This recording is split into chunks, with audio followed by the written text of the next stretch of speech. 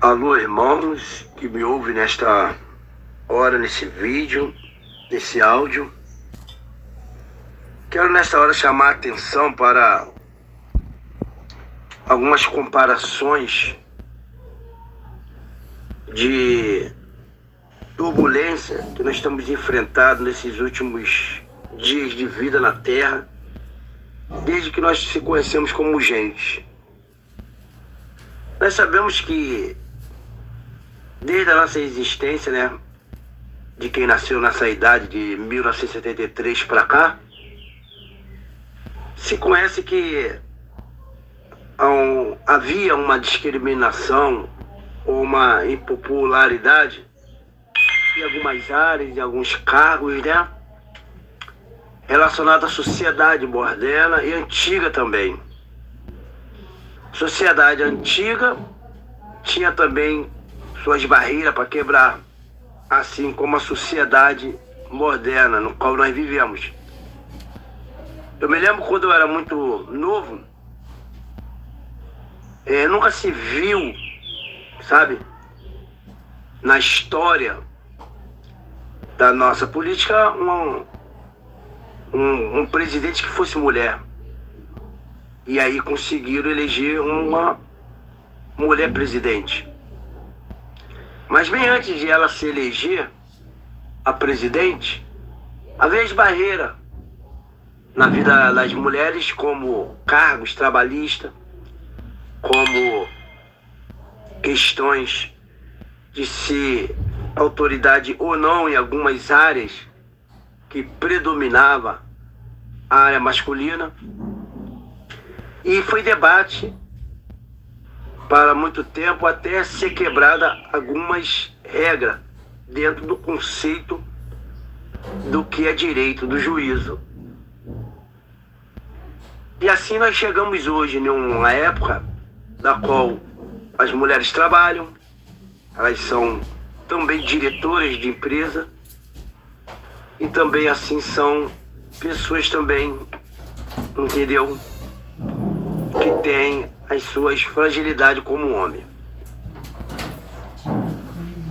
E na questão espiritual bíblico não é diferente. Tem pessoas que elas veem uma teoria para rebaixar o sexo feminino, dando ordem assim de maneira equivocada, por meio de interpretação ou exegese da parte dela própria. Porque se nós formos colocar dentro de um conceito geral o que agrada a Deus, nós vamos chegar numa palavra só: é amar o próximo como a si mesmo e cumprir os seus mandamentos. O que me chama a atenção é que, por exemplo, um dos assuntos que mexe muito com pessoas em geral dentro do âmbito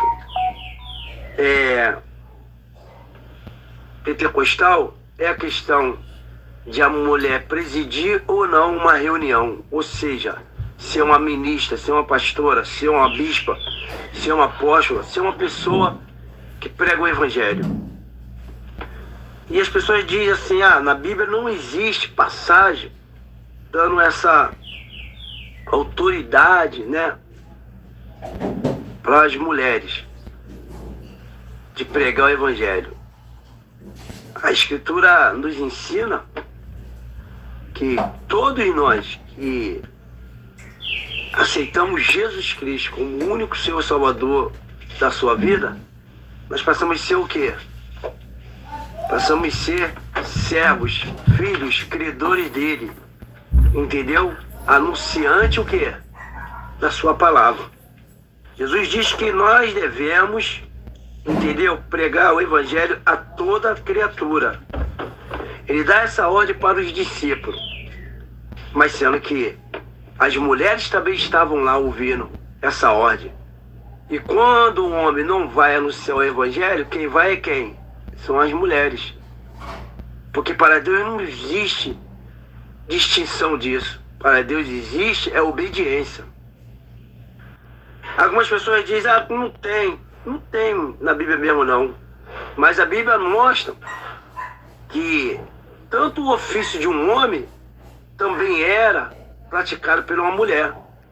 Existiam mulheres guerreiras que iam para a batalha, existiam as mulheres guerreiras que iam caçar, existiam as mulheres até que tomavam contas de rebanhos, que nem Davi fez quando seu pai pediu para tomar conta de suas ovelhas.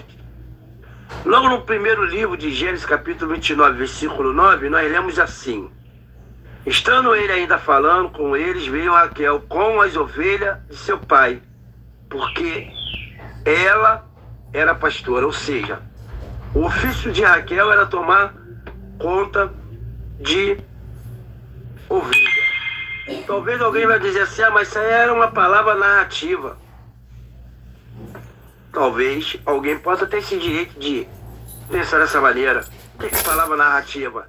É uma palavra de ação, de efeito, ou uma maneira de a pessoa narrar, ou de relatar um fato, né? Ou imaginar algo semelhante. Talvez a pessoa pode pensar que é uma palavra narrativa. Talvez a pessoa possa estar pensando que essa é uma palavra, entendeu? Que está representando alguma ação daquela mulher em levar aquelas ovelhas. Mas a verdade é que a Bíblia diz que ela era pastora. Ou seja, o ofício dela era tomar conta, entendeu? Daquelas ovelhas. Então, algumas pessoas talvez vai falar que é uma palavra, entendeu? Diferente, como uma palavra pejorativa, né? Que exprime sentido desagradável ou de desaprovação. Que o certo não era para ela ser pastora de ovelha, que aquele ofício só era assim executada pelos homens. Mas não. A Escritura diz que ela era uma pastora, ela fazia esse ofício também de tomar conta das ovelhas. Assim como Davi tomou conta da ovelha de seus pais quando seus irmãos estavam na guerra, ali com Esaú. Mas aí fica essa guerra. Mulher pode ou não pode pregar, mulher pode ou não pode ser uma pastora. Sabe, fica essa ladainha, fica aí esse problema que vai ser só resolvido no céu. Mas a grande verdade também que me chama a atenção é que existe um problema mais grave do que esse, que quase ninguém entra nesse assunto, né? Não fala nesse assunto. Por quê? Porque as pessoas têm medo de ser confrontada. Não é ser afrontada, é ser confrontada. Como isso? Pedir resposta sobre o que pensa e o que diz. Porque quando você é confrontado, é diferente de você ser afrontado. Confrontar é você pedir resposta dos seus raciocínios, de suas palavras, entendeu? Da sua tese. Mas tem pessoas que, por exemplo assim, não tocam no assunto sobre essa questão que a Bíblia diz assim, em primeira epístola de João, no capítulo 2, diz assim, aquele que diz, eu conheço e não guardo o mandamento, é mentiroso, e nele não está a verdade. Porque quando nós falamos desse problema grave, do versículo 4, que diz assim, eu conheço. Conhece o que? A palavra. E não guarda o mandamento, é mentiroso. E nele não está o quê? A verdade. Mas por que na Epístola de João, capítulo 2, no versículo 4, está dizendo isto. Porque mais à frente, ele diz assim no versículo 9 e no versículo 10. Algo que a gente vê, sabe, mais escancarado dentro da comunhão do povo de Deus. Que é, aquele que diz que está na luz, ou seja, no Evangelho, né? E aborrece o seu irmão, ou seja, cria guerra com o seu irmão, até agora está em treva.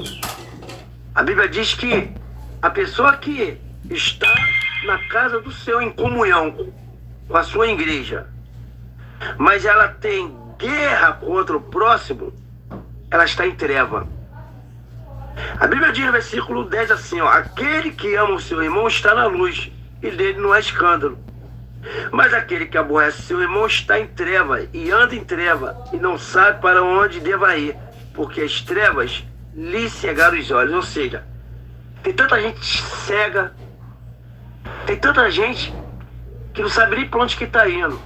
Estão dentro de ministérios aí, dentro de igrejas, mas não fala com fulano, não fala com ciclano, não sauda com paz nem H e nem J, ou seja, vive dentro de uma bolha fechada. Só quem presta é quem está dentro da igreja dela, só quem é santo é quem está dentro da comunhão ali, aprendendo dos princípios, do ensinamento daquela igreja. Mas por que eu estou te falando isso? Porque existem pessoas que estão dentro das igrejas, mas não falam com os irmãos físicos, os irmãos espirituais e até os pecadores.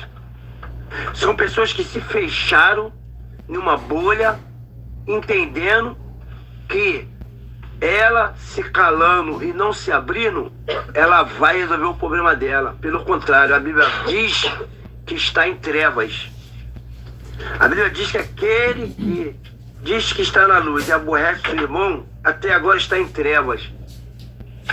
Se você tem uma família e a sua família te aborrece, ainda assim você tem que amá-lo. Você tem que buscar a pacificação. Você não deve, entendeu, agir com as mesmas pedras. A Bíblia nos dá conselho assim, ó, fugir da aparência do mal. Você fugir da aparência do mal é você evitar problema, evitar discussões, evitar, entendeu, confrontos que vai criar contenda e inimizade. Muitas das vezes é mais fácil você se afastar de um debate calorento, que vai trazer contenda e inimizade, do que você insistir em uma tese que vai trazer depois inimizade. Então tem pessoas que estão querendo resolver questões que não estão no alcance delas e nem estão conseguindo resolver as questões que estão ao alcance delas, que é o quê? Amar o próximo, amar os familiares, amar aqueles, sabe, que está do seu lado, que você pode tocar, que você pode, entendeu, abraçar, mas não faz isso. E diz que amam a Deus. A Bíblia é bem clara. Aquele que diz que ama a Deus e não ama o seu irmão, ele é mentiroso. Porque você diz que ama a Deus, que não vê, e o seu irmão que você vê, você não consegue amá-lo. Isso é o que diz a Bíblia, entendeu? Porque muitas pessoas estão se preocupando sobre essas questões bobas. Ah, a mulher pode pregar? Ué, a mulher pode ser presidente de um país? Ah, mas a mulher ela pode ser isso? Ah, ela pode ser aquilo? Sabe? A escritura, ela é bem clara. Ela é bem verdadeira em Epístola de João, capítulo 1, versículo 7. Mas se andarmos na luz, como ele na luz está, temos comunhão uns com os outros. E o sangue de Jesus Cristo, seu Filho, nos purifica de todo pecado. Sabe? As pessoas estão em guerra, as pessoas estão inimigas uma da outra porque não estão andando na luz. Não está tendo comunhão. Comunhão porque com os homens, com a multidão de pessoas adorando a Deus, não. Comunhão com o Pai, com o Filho, com o Espírito Santo. É isto que a Bíblia está dizendo. Comunhão com o Pai, com o Filho e com o Espírito Santo. Porque quando você tem essa comunhão de verdade na tua vida, você anda em paz. Você anda na luz. Você é absorvido pelo sangue de Jesus Cristo, não é pela palavra de missionária, nem de apóstolo, nem de bispo, nem de ninguém, não. Você é absorvido pelo o sangue de Jesus. Você é absorvido pelo Espírito de santificação, não é pelo o ser humano que fez uma teologia, que estudou, que alcançou mérito entre os homens, mas anda no pecado, anda mentindo.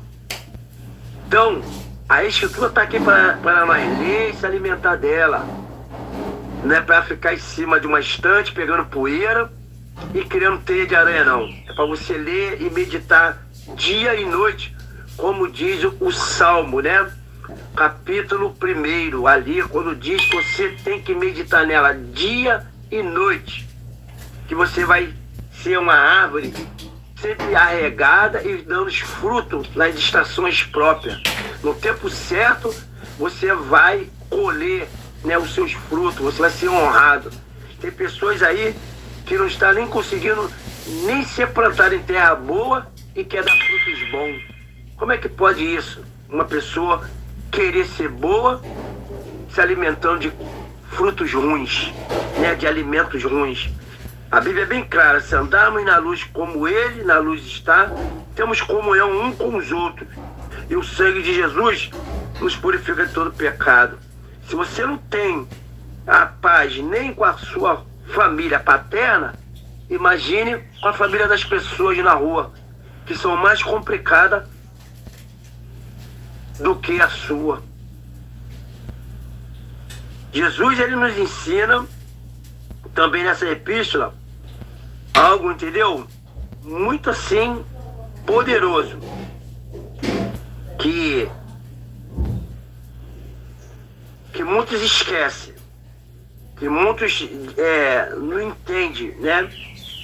Que muitos ficam confusos sobre o que Jesus falou no Novo Testamento, ali no Evangelho de João, e também agora a epístola de 1 João capítulo 3 diz assim no versículo, entendeu? 14. Nós sabemos que passamos da morte para a vida, porque amamos os irmãos. Quem não ama o seu irmão permanece na morte. Está morto. Aquele que está dentro da casa de Deus e não consegue ter compaixão, amor pelo seu irmão, pela sua irmã, pelos que estão buscando o único que é digno de libertar das drogas, da bebida, da feitiçaria. A pessoa que não consegue ter um sentimento de amor, de paz com essa pessoa, ela está morta dentro da casa do Senhor. Imagine no meio dos seus familiares. Imagine no meio da sua parentela, está morto. Está completamente sepultado e não sabe. Então essa é a discórdia que nós temos hoje em dia na sociedade moderna e na sociedade antiga. Duas contradições, sabe, que deixa as pessoas um ponto de interrogação. Um ponto de interrogação. Ah, mas pode ser? Ah, mas não pode ser? E são pessoas estudadas, que fizeram teologia, que se formaram em mestrado. E hoje, nos tempos modernos, não é diferente. Ué, mas a mulher pode ser presidente? Mas a mulher pode entrar para a política? Ué, mas a mulher pode dirigir ônibus, caminhão? Pode ser uma carreteira? Há muito tempos atrás, o sinônimo de uma mulher ser carreteira era uma mulher que não era mulher, era lésbica, era sapatona. Hoje em dia você vê mulheres que são carreteiras, mas são mulheres femininas, que tem filhas, que tem filhos, que tem família. E assim também em outras funções na construção civil. Quantos ficavam discriminando quando uma mulher ia fazer um trabalho pesado na construção civil? Trabalhar quebrando o chão, virando massa? Ah, mas ela não tem força para isso, mas ela não vai aguentar o trampo. Mas ela tem disposição para fazer, ela tem vontade, perseverança para fazer dentro do tempo dela, não na velocidade do que o homem quer. E também tem outros assuntos mais gravíssimos ainda, que se eu fosse entrar, ia dar muita polêmica, ia dar muita discussão. Por quê? Porque muitos não vão discordar, muitos vão discordar de que o número, né? Os números, eles falam mais alto do que as narrativas, não é assim na política? Muitas pessoas falam que vai votar em um candidato e chega no final, todo mundo pensa que um candidato vai ganhar, aí no final ganha aquele que não tinha um número muito alto, mas tinha um número baixo. Por quê? Porque o que manda é a prática, não é muitas vezes as pesquisas e os números. Algo que poderia dar muita polêmica aqui eu falando é a questão, por exemplo, de um homem ser cozinheiro. Na época, muito tempos atrás, o homem cozinhar era sinônimo de quê? De ele ser feminado. E hoje, você vê que não existe mais essa barreira. Muitos homens cozinham e cozinham até melhores do que mulheres. E também, na época que os homens cozinhavam, havia também preconceito de homens que viravam, entendeu? Cabeleireiros em salão, que cuidavam de cabelos de mulher. E também as pessoas discriminavam que era afeminado.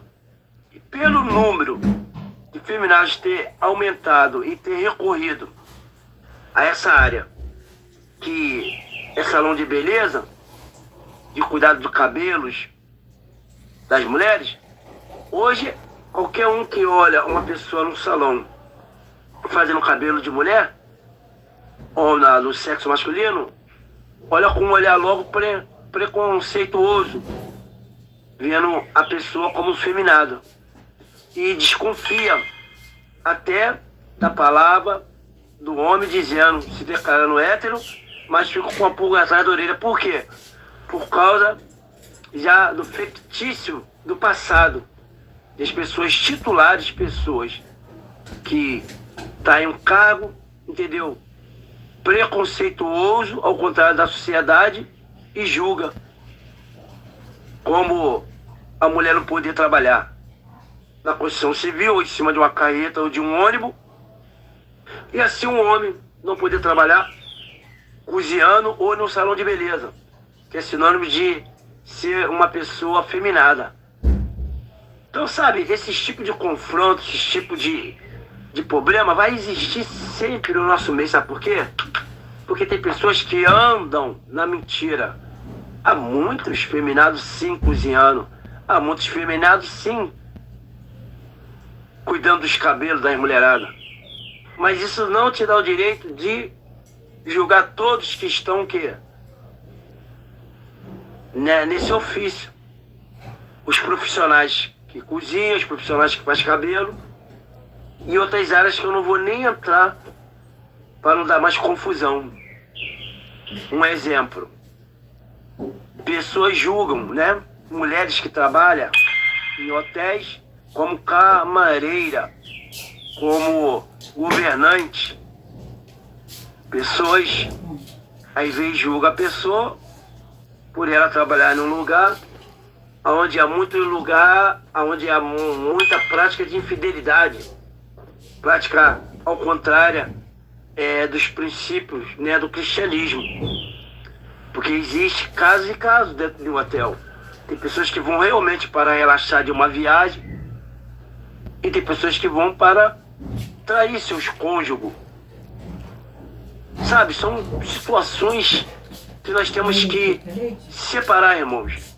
temos que ter cuidado, porque são palavras, são ações, são gestos que nos deixa em meia balança, nos deixa em uma situação para nós ter que equilibrar, e não ser nem muito alto e nem muito baixo, mas equilibrar. Porque o que nós vemos hoje, dentro da comunhão do corpo de Cristo, é um desfreamento total de amor, paciência, de bondade para com os da casa mesmo. Porque a Bíblia diz, sabe, que o primeiro a ser abençoado antes do pecador é os domésticos da fé.